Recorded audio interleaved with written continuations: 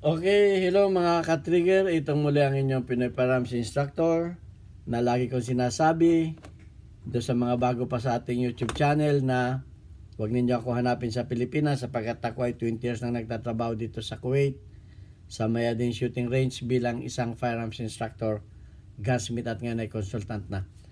Ayan, at bago tayo bumati sa lahat ay gusto ko lang munang basahin ang katanungan ni Pagayawan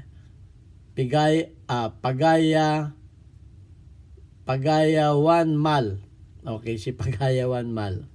Okay, sabi niya, boss, pwede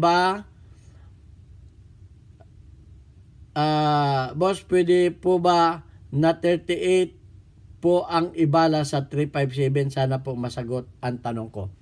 Okay, sasagutin natin yan. At bibigyan natin ng kalinawan. Pero gusto ko lang munang bumati sa lahat ng isang mapagpalang araw, lalo tigit sa ating mga OFW sa mampanikay ng mundo. At meron lang gusto magpasalamat dito, isa nating estudyante sapagkat tayo isang charity vlogger na may 6 na estudyante na pinapag-aral, na tinutulungan sa pag-aral, anak ng mga single parent. At napakatatalino ng mga batang ito. At isa dito ay gustong magpasalamat sa inyo. Ito siya. Hi everyone! Thank you to all the subscribers of Pinoy Firearms Instructor. This is all the things I buy. God bless you all! Ayan. Tayo po isang charity vlogger na may 6 na mga estudyante na tinutulungan para makapag-aral. Anak po sila ng mga single parent at isa po yan sa ating mga beneficiaries. At papasalamat siya dahil naibili natin na yung kinita natin sa YouTube. Dahil tayo naman ay wala nang pinapag-aral, yung kinikita natin sa YouTube, tinutulong natin sa kanila. So, naibili natin sila ng uniform, lahat ng mga gamit na school supply, pati na kasama ng mga sapatos. Ayan, pati bag. So, at gusto ko magpasalamat sa ating mga nagpadala sa ating GCash, nagpadala ng pagmamahal sa ating mga estudyante. Maraming salamat sa inyong tulong sa ating mga estudyante. Shout out kay Alfredo Isidro or Disipay ng Las Piñas. Ganyan din sa ating kaibigan na architect Arnel Salvador at kay Boy Umay, Jubel Platon. Maraming salamat sa inyo. At sa aking kaibigan dito sa Kuwait, kay Umbet ng Kia Motors at sa kanyang mga tropa. Yan. Na kamakailan ay dumalaw dito para nawala na yung mga pangalan para sila ay pumutok dito. So ayan, at maraming salamat sa inyo mga tulong tayo nakakatulong sa mga estudyante. Ayan, doon sa katanungan ni Pagayan Mal ay mayroon ako ditong bala ng 357 at mayroon din akong bala dito ng 38. Kung mapapansin natin, ang 357 ay Magnum. Pag sinabing Magnum ay mas mahaba. So, papatunayan natin na mas mahaba yan. Ayan, mas mahaba. Kung mapapansin ninyo, na ang 357 ay mas mahaba pati ang shell. Ibig sabihin yan, mas malakas ito. Mas marami itong powder. Sa head, ang sukat ng head ay pareho lang. Ayan o. Pareho lang ang sukat ng head niyan. Ibig sabihin, papasok yan sa barrel. Okay, hindi magkakaproblema sa barrel. Dahil pareho lang ang diameter ng head. Okay? So, hindi magkakaproblema sa barrel. Magkakaproblema yan sa bola. Okay? Ang 357 ay kalimitan ay mahaba ang bola. Susukat natin yung bala ng 357. Ayan.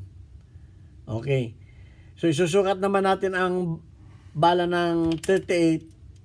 Ito ay bola ng 357 dahil ang tanong niya, kung yung bala ng 38 ay pwedeng ibala sa 357.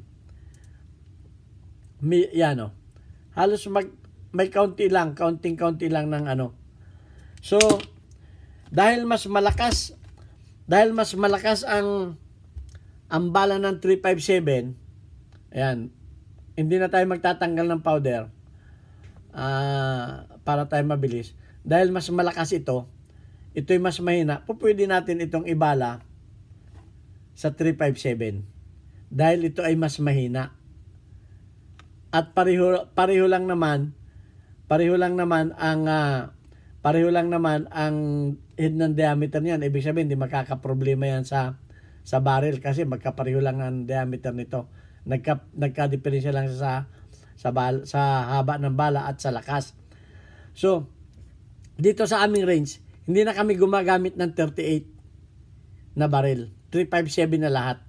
Kasi nga, mas matibay ang barrel na 357 kaysa sa 38.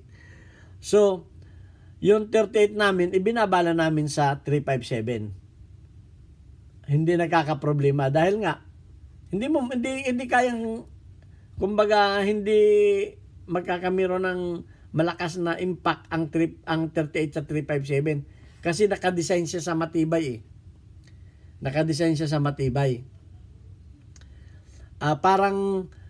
parang sasakyan din yan na mas malaki lang yung isa, o yung isa double tire, yung isa ay single tire, pero yung karga ng single tire pwede mong ikarga sa double tire. Pero yung karga ng double tire, hindi mo pwedeng ikarga sa single tire. Ma-overload. Okay? So, underload, ang 38, pag ibinala mo sa 357, wala namang problema. Kasi nga, pareho lang, wala namang problema sa head. Ang mahirap, 357, ibala mo sa 38, hindi tatagal yung baril mo. Puputok pero hindi tatagal o madaling masira yung 38 pag binalahan ng 357.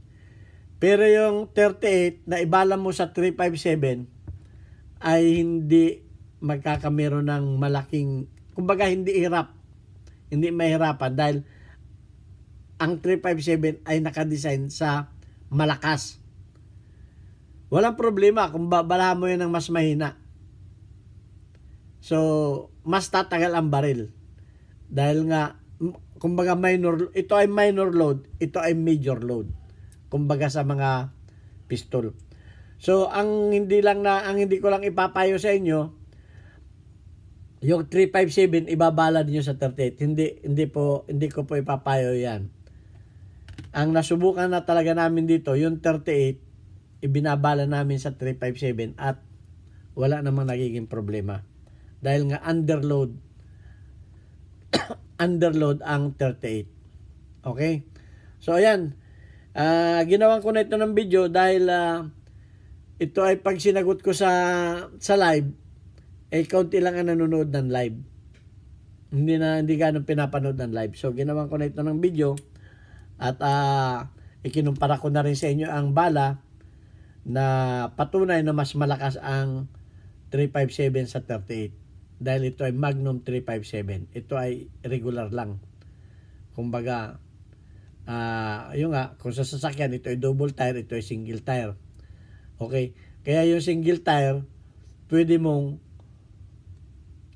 ilagay sa double tire. Pero yung double tire, hindi mo pwede ilagay sa single tire. So, yun lang. Kumbaga, ay pinagaan lang natin ang trabaho ng 357 kung ang bala natin ay 38. Pinagaan lang natin. Dahil minor load nga ang ibinala natin. So, ayan. At sana ay may natutunan kayo. At ito naman ay sadya namin ginagawa dito.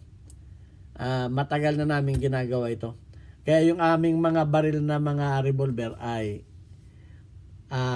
mas tumatagal. Dahil nga underload ang mga 38 kumpara sa 357. Ayan, sana may natutunan kayo. Ito ang inyong Pinoy Firearms Instructor. Hanggang sa muli natin videos. Magtanong lang kayo at sasagutin natin yan sa abot ng ating maliit na kaalaman. God bless us all. Thank you very much.